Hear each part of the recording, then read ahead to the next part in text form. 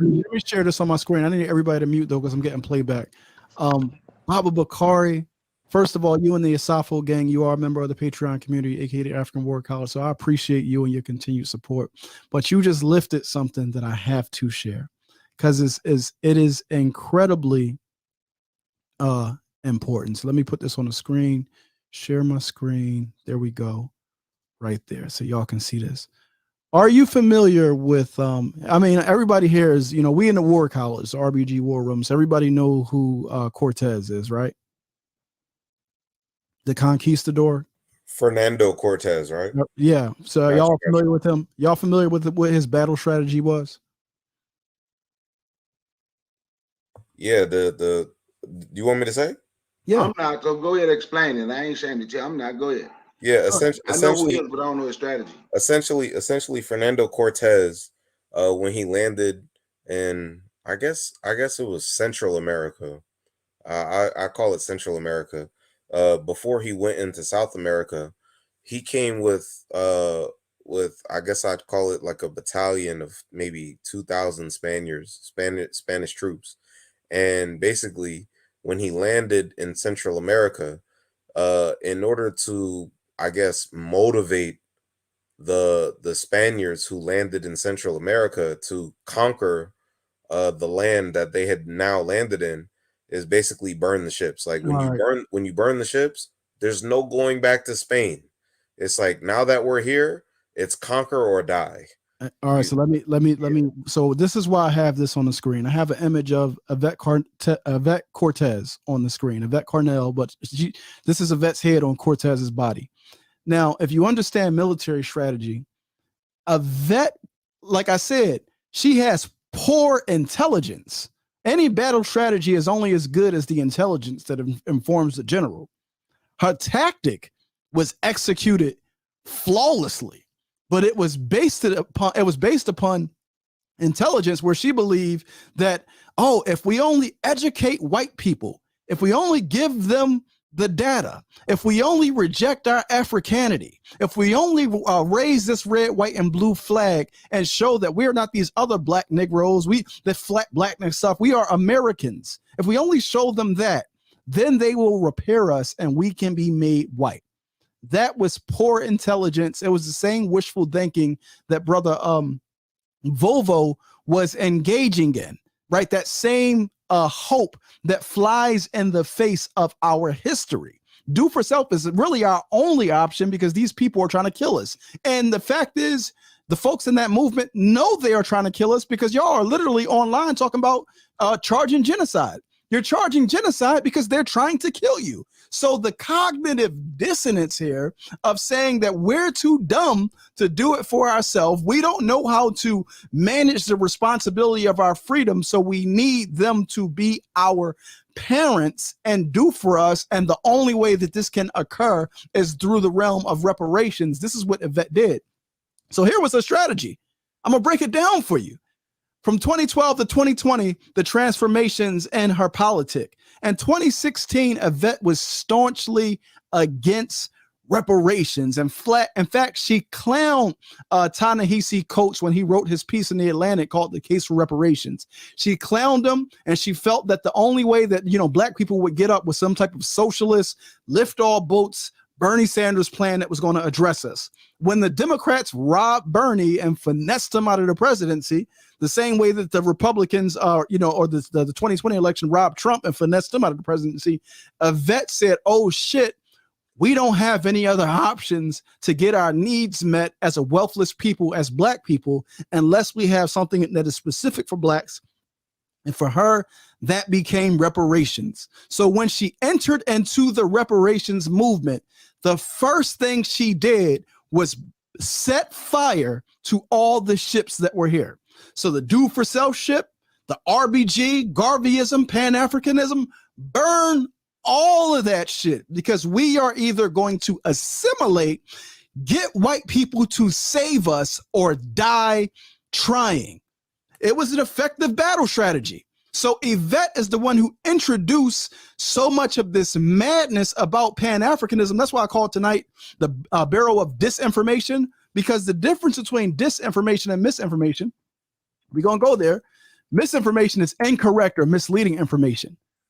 This information is false information, which is intended to mislead, especially propaganda issued by a government organization to a rival power, right? So what Yvette was doing was purposefully spreading disinformation to set fire to every other ship in the community except for assimilation, right? She ain't never been a Pan-Africanist in her life. She went to Howard, then worked on Capitol Hill, then became a champagne socialist, was staunchly against reparations. She's always been anti-African, but when she saw that a socialist lift all boats program would not work for us, she came into the reparations movement and she tried to change reparations to make it something palatable for white people.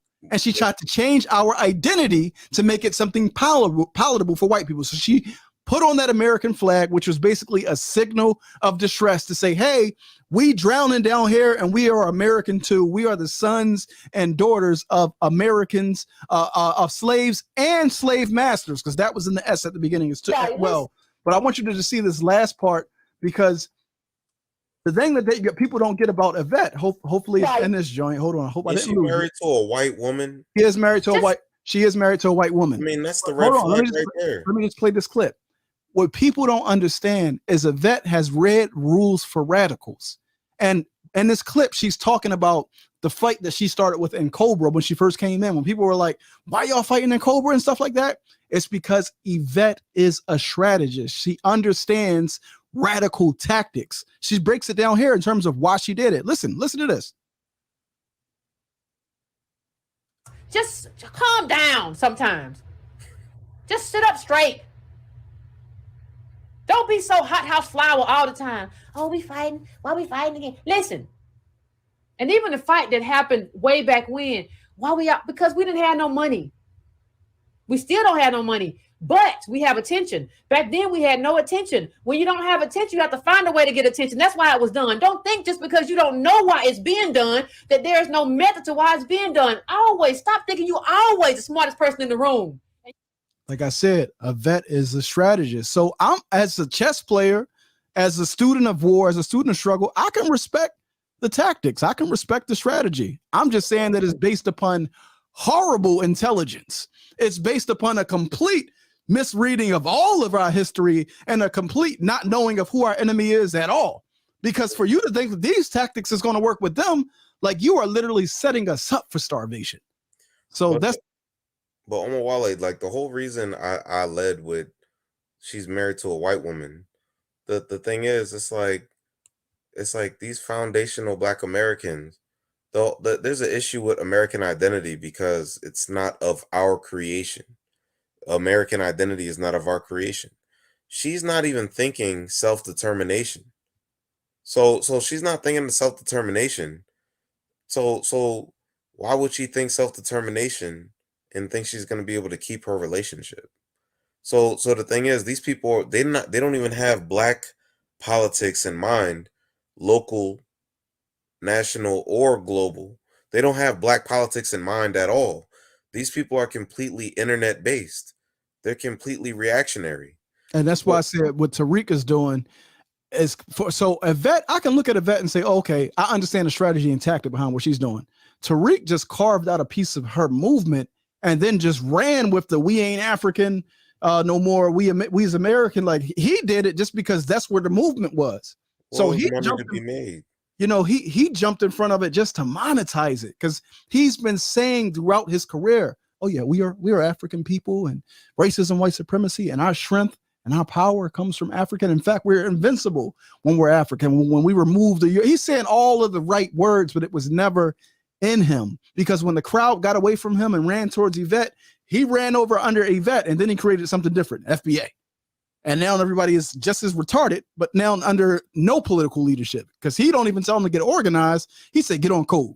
And on code means being in Twitter spaces and being online, and people like me and my mentions. Like that's what it means nothing.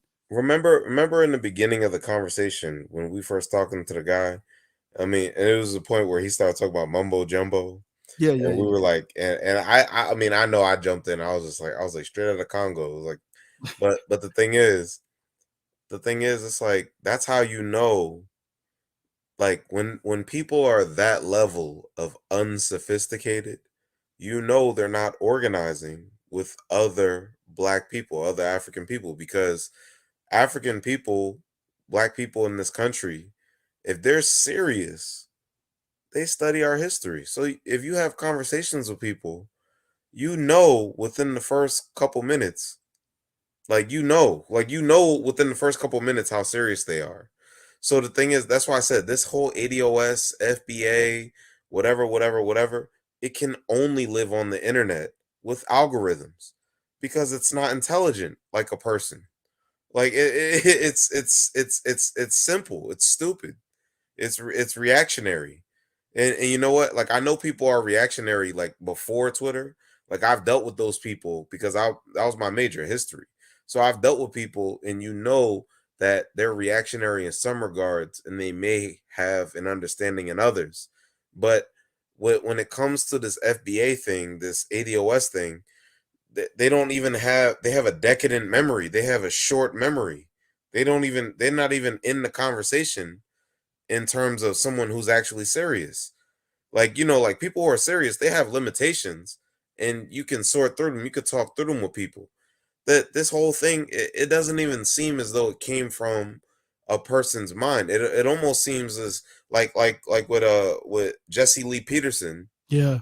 like a white man is in his microphone or in his headset telling him what to say. Like they're saying things and you're like, all right, you're either completely ignorant or you're an algorithm, you're a bot, like you're a troll, like you're a psyop, like you're not even a real person a lot of the time. And the guy who was here talking with us, I was like I felt like his stupidity was at the level where it's like you're just here because we're engaging you. That's why I was trolling him.